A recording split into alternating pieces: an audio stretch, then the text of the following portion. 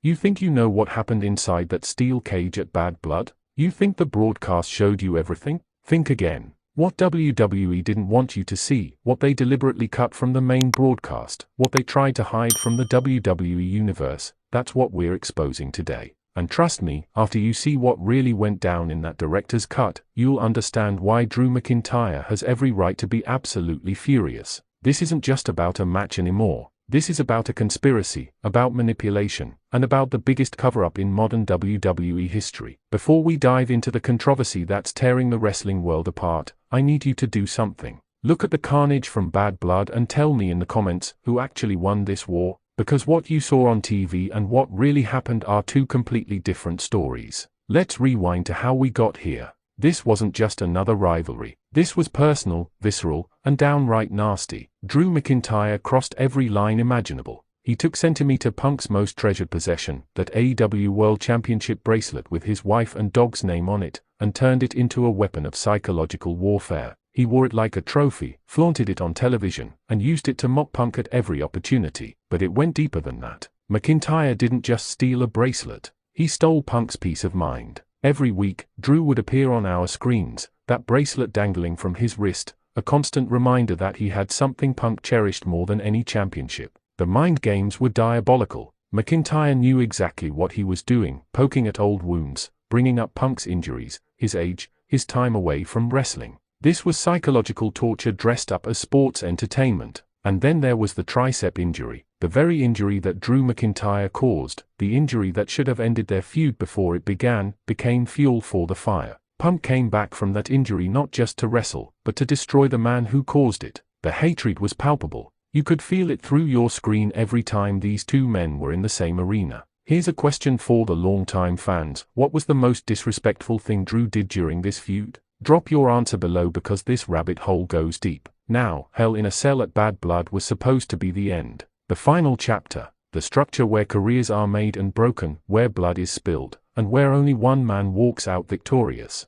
For weeks, the anticipation built to a fever pitch. Social media was ablaze with predictions. Wrestling journalists were calling it the match of the year before it even happened. The WWE universe was divided right down the middle. Team Punk versus Team Drew. And both sides were ready for war. The match itself? Absolutely barbaric. From the moment that cell door locked, both men threw everything they had at each other. This wasn't wrestling, it was survival. Chair shots echoed through the arena like guns hots. Bodies crashed through tables with sickening thuds. Blood flowed freely, painting the canvas red and turning the Hell in a Cell structure into a literal torture chamber. Centimeter Punk, at 45 years old, moved like a man possessed. Every strike carried the weight of every insult Drew had thrown at him. Every move was calculated revenge for the psychological torment he'd endured. The GTS attempts, the near falls, the submission holds that looked like they might actually break bones. Punk wasn't there to win a match. He was there to end Drew McIntyre's career.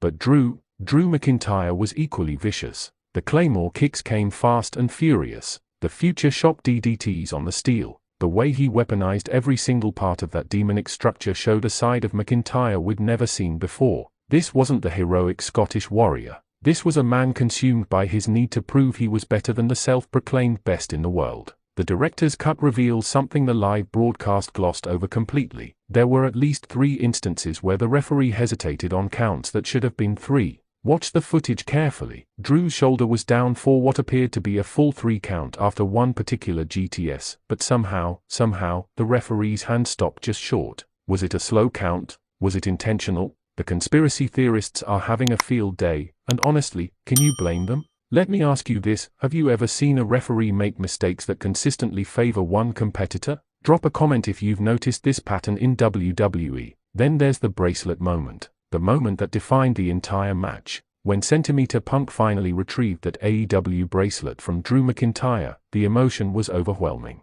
You could see years of frustration, anger, and pain wash over Punk's face. That bracelet represented his family, his journey, his identity outside of WWE. Getting it back wasn't just a victory, it was vindication. But here's what the director's cut shows that the broadcast didn't. After Punk got the bracelet back, there's a clear shot of Drew McIntyre's face, and in that moment, you see something break inside him. It wasn't just defeat, it was the realization that his greatest psychological weapon was gone. The look in his eyes was pure devastation mixed with rage. This is the moment that makes Drew's post-match actions make perfect sense. The finish was as brutal as everyone expected. After nearly 30 minutes of absolute carnage, Centimeter Punk hit the GTS for what felt like the 100th time, and this time, Drew couldn't kick out. 1, 2, 3. Centimeter Punk wins. The Chicago crowd erupted. Punk's music hit. He climbed the cell, bracelet held high, seemingly putting an end to the most personal feud in recent WWE history. But that's not where the story ends. Not even close. Because what happened after the match, what the director's cut captures in excruciating detail, changes everything about how we should view this rivalry. As the cell was being raised, as Punk was celebrating what should have been his moment of triumph, Drew McIntyre attacked. Not a frustrated push or a heated exchange of words. No, this was an all-out assault. Drew grabbed a chair and absolutely annihilated Centimeter Punk with repeated chair shots that sounded like car crashes. Security rushed in. Referees tried to pull Drew away. It didn't matter. McIntyre was possessed, driven by something darker than competitive anger. The director's cut shows at least 15 unprotected chair shots to Punk's body, several to his already injured arm, and multiple shots that appeared to target his head and neck area. This wasn't just crossing the line. This was obliterating it, setting it on fire, and dancing on the ashes. The attack was so vicious that you can hear concern in the commentary team's voices on the Raw audio. Michael Cole wasn't playing it up for drama. He was genuinely worried about Centimeter Punk's well-being. What's your take on post-match attacks? Are they good storytelling or taking things too far? Sound off below. Here's where things get controversial, where the wrestling world splits into two very distinct camps. One side sees Drew McIntyre as a sore loser, a man who couldn't handle being beaten by Centimeter Punk and resorted to a cowardly attack after the bell. They see his actions as proof that Punk was right all along, that Drew never had what it takes to beat him fairly, and that his only option was to attack when Punk was vulnerable. The other side, they see a man who was systematically screwed over by WWE's golden boy. They point to those questionable referee counts. They bring up the fact that Centimeter Punk has always been WWE's favorite rebel, the guy who gets away with everything because of his cult following and his ability to move merchandise. They see Drew's post-match assault not as villainy, but as justified rage against a corrupt system that would never let him win the war, only the battle. The director's cut footage adds credibility to both arguments, which is what makes this so fascinating. You can freeze-frame moments that support either narrative. Was Centimeter Punk protected by favorable officiating? Or was Drew McIntyre simply unable to accept that the better man won? Your perspective depends entirely on which wrestler you support, and both sides have compelling evidence. But let's dig into what this means for the future. WWE has a pattern of taking personal feuds and stretching them across multiple pay-per-views, and something tells me we haven't seen the last of Punk versus McIntyre. That director's cut ending doesn't scream this is over. It screams this is just beginning. Think about it. Centimeter Punk got his bracelet back. He got his victory, but he also got destroyed after the match in a way that can't be ignored. From a storytelling perspective, Punk now has a reason to want revenge for that post-match beating. Drew has a reason to claim the match result doesn't matter because he proved he could still destroy Punk after losing. WWE Creative has planted seeds for at least 2 or 3 more encounters between these men. We could see a no disqualification rematch. We could see an I Quit match where both men have to verbally submit. We could even see something as extreme as a career versus career match if WWE really wants to capitalize on this feud's intensity. The possibilities are endless, and knowing how much money this rivalry has generated, you can bet WWE is already planning the next chapter. Before we wrap up, let me throw this out there. If you could book the next match between Centimeter Punk and Drew McIntyre, what would it be? What stipulation would finally end this war once and for all? Drop your fantasy booking in the comments. The director's cut of this Hell in a Cell match proves something we've known for a while but rarely see executed this perfectly. When WWE lets two talented performers genuinely hate each other, when they remove the safety nets and let real emotion drive the story, magic happens. This wasn't a scripted rivalry that felt manufactured. This felt real.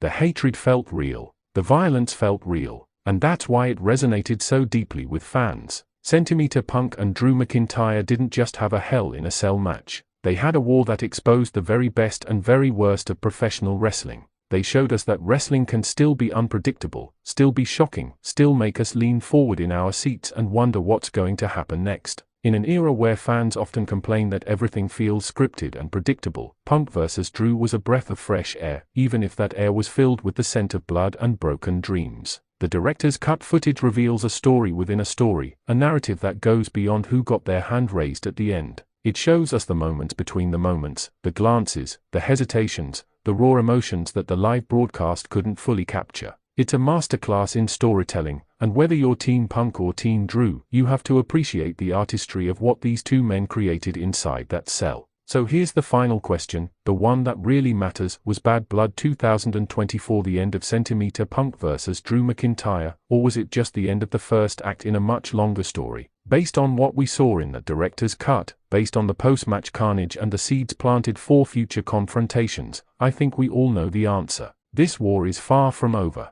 And when the next chapter begins, when these two gladiators collide again, you better believe Wrestling Zone 1 will be here to break it all down for you. Because if there's one thing that director's cut taught us, it's that the real story isn't always the one WWE wants you to see. Sometimes, the real story is in the details they try to hide. Drop a like if you're ready for round 2 of this absolute war, subscribe if you want more deep dives into the matches everyone's talking about, and tell me in the comments, who do you think truly won at Bad Blood? Was it Centimeter Punk with his pinfall victory and his bracelet back? Or was it Drew McIntyre who proved he could destroy Punk even in defeat? The wrestling world is divided, and I want to know where you stand.